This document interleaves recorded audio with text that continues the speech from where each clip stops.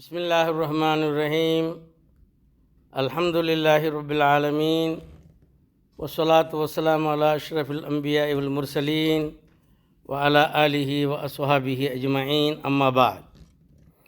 In the name of Allah, the Merciful, the Beneficent. Praise be to the Lord of all worlds. Peace and blessing of Allah upon our beloved Nabi Muhammad sallallahu alaihi wasallam. Rahmatun lil Alameen, on his family and all of his companion Sahaba, Ridwanullahi alayhim ajma'in. I would like to take this opportunity to thank and congratulate Majlis Ta'amir Millah, coordinated by MESCO, the 71st Chashne Miladun Nabi Jalsa in Hyderabad, India, and for giving me this great opportunity and honor to take part in this auspicious occasion. I also would like to congratulate the people participating in Hyderabad and those tuning in from around the world, celebrating Miladun Nabi sallallahu alaihi wasallam. Today is the 12th Rabiul Awwal. The time is reminiscence of the blissful birth of Muhammad sallallahu alaihi wasallam. Let us muse on this great event that was to change the course of human history and make us aware of the divine purpose of this life as well as hereafter. Allah subhanahu wa ta'ala created the multiverse with all its charms and fascination. He created every plane of existence in his kindness and grace. He watches over everything in the world. Nothing occurs without his knowledge. His dominance is with compassion, with guidance, with generous giving. He loves us all and provides for us all. His guidance to us is grace and blessing to follow. His guidance is quality of life, our own quality.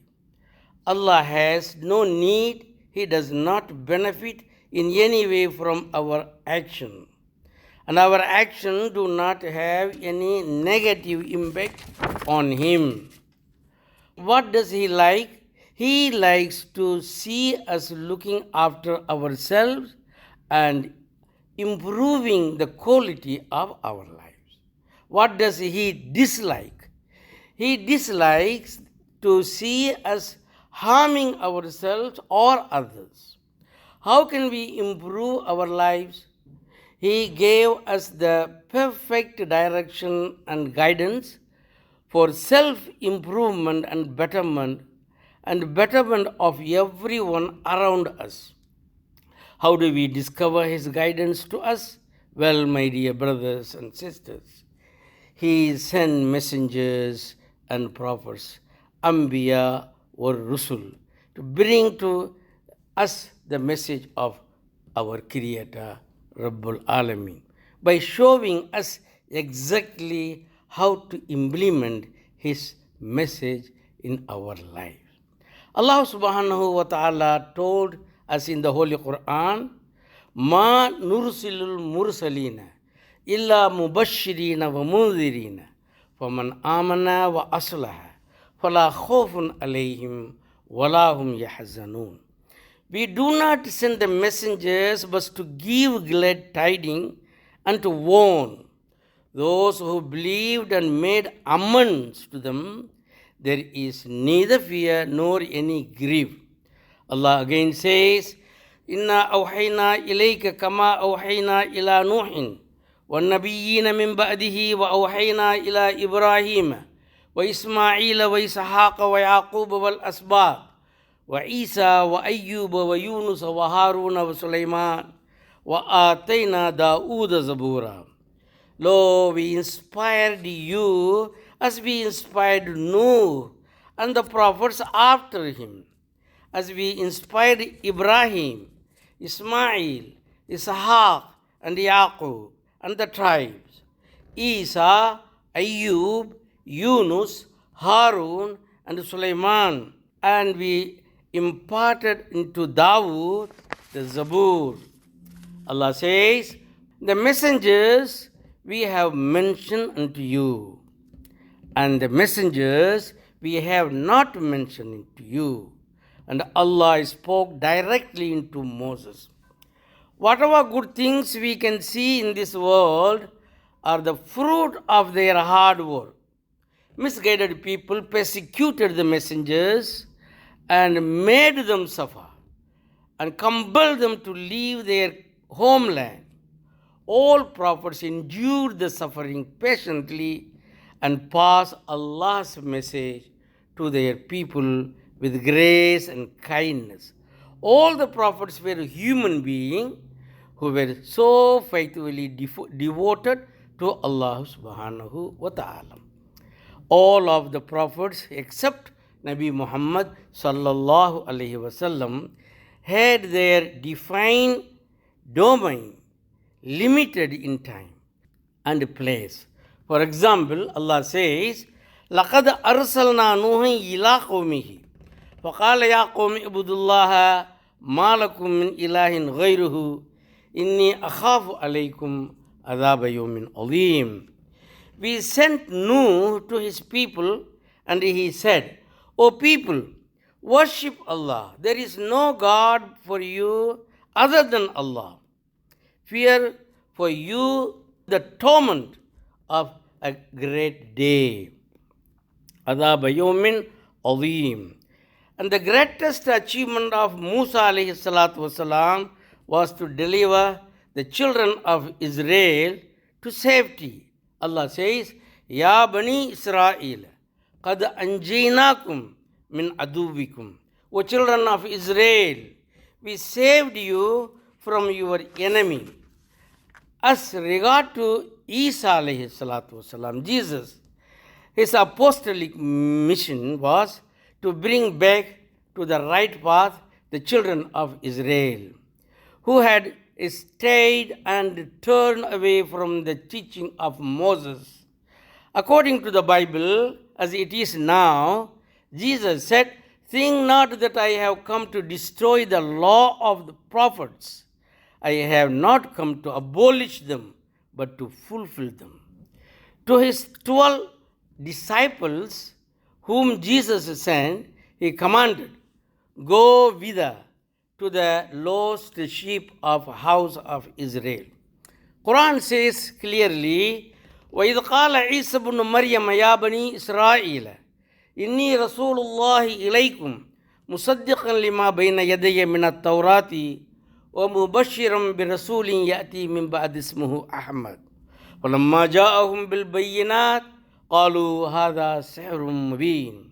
And when Jesus, son of Mary, said, O children of Israel, I am Allah's messenger to you, confirming what preceded me of Torah, and announcing good news of a messenger who will come after me, whose name is Ahmad.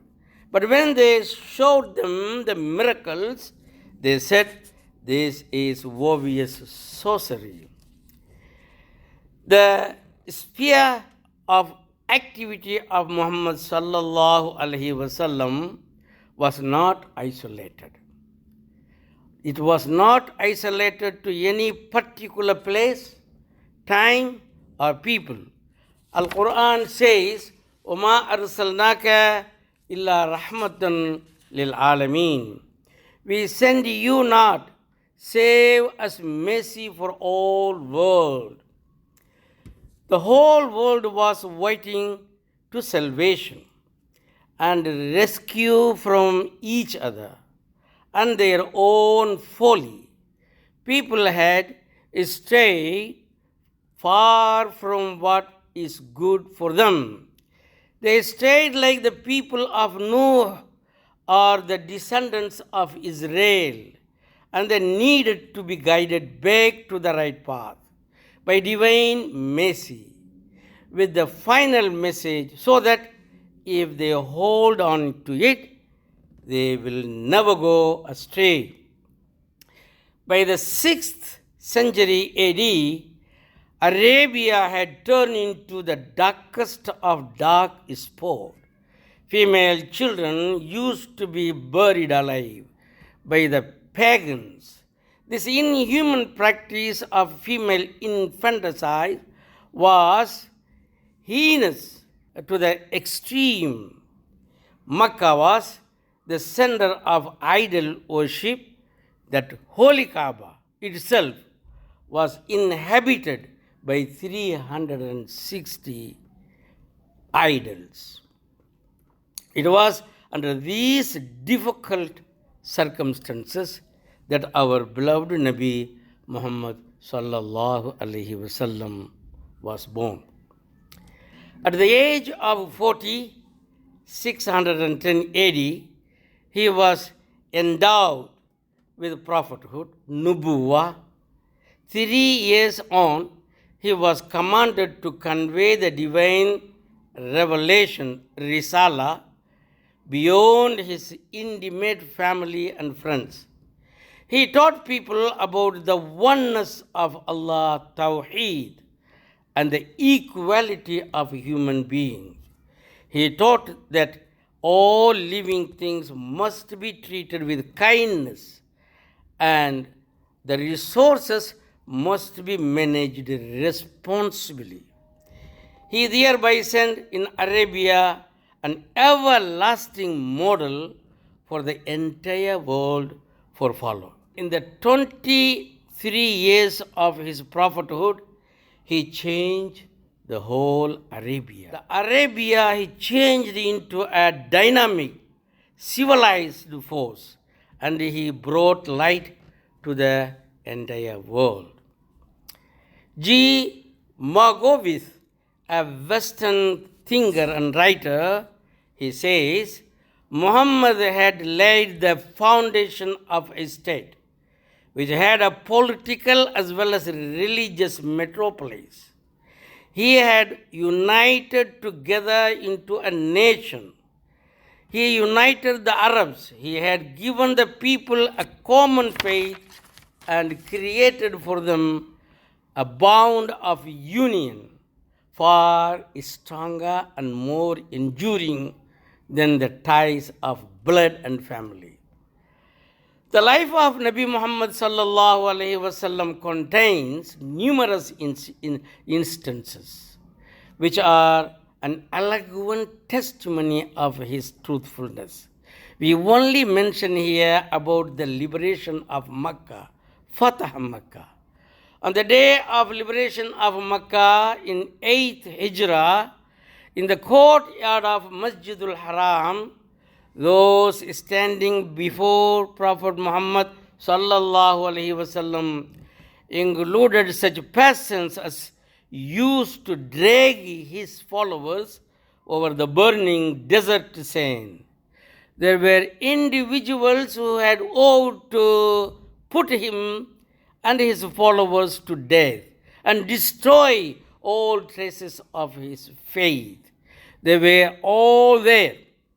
Hind, wife of Abu Sufyan, the leader of Quraysh, the main brain for many bloody battles, was there.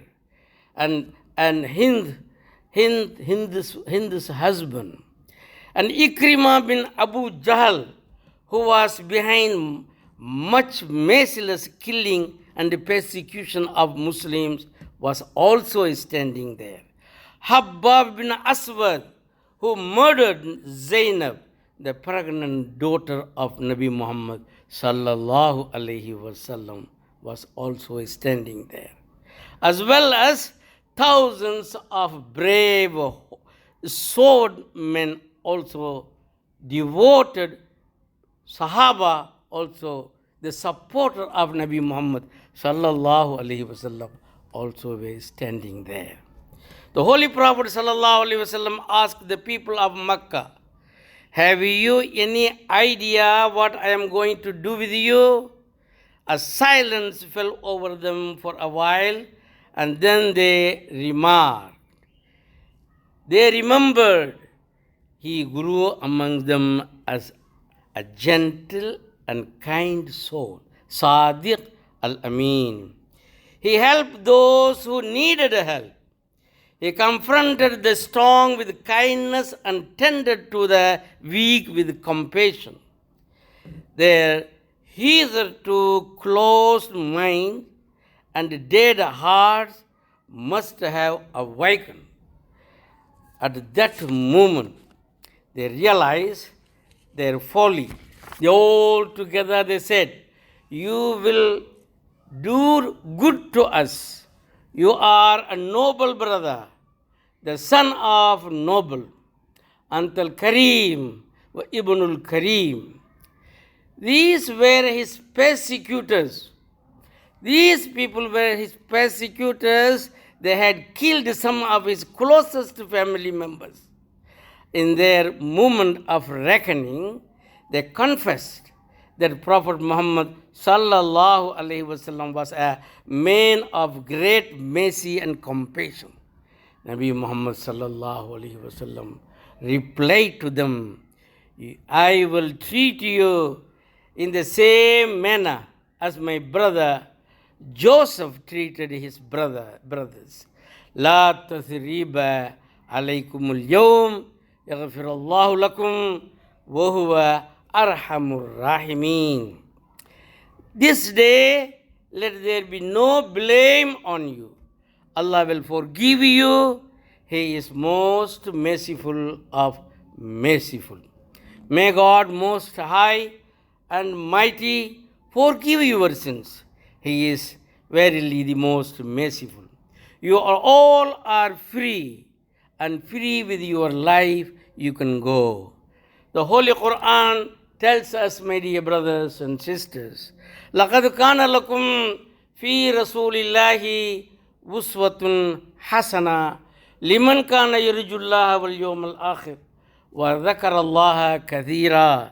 Verily, in the life of Nabi Muhammad sallallahu alaihi wasallam, you have a beautiful pattern of conduct, beautiful pattern of life to follow, whose hope is in Allah and Yawm al-Akhirah, and the last day. Allahumma salli ala Sayyidina Muhammadin wa ala alihi wa sahabihi ajma'in. Amin, amin. Wa akhir da'wana anil hamdulillahi rabbil alameen. Wassalamu alaikum wa rahmatullahi wa barakatuhu.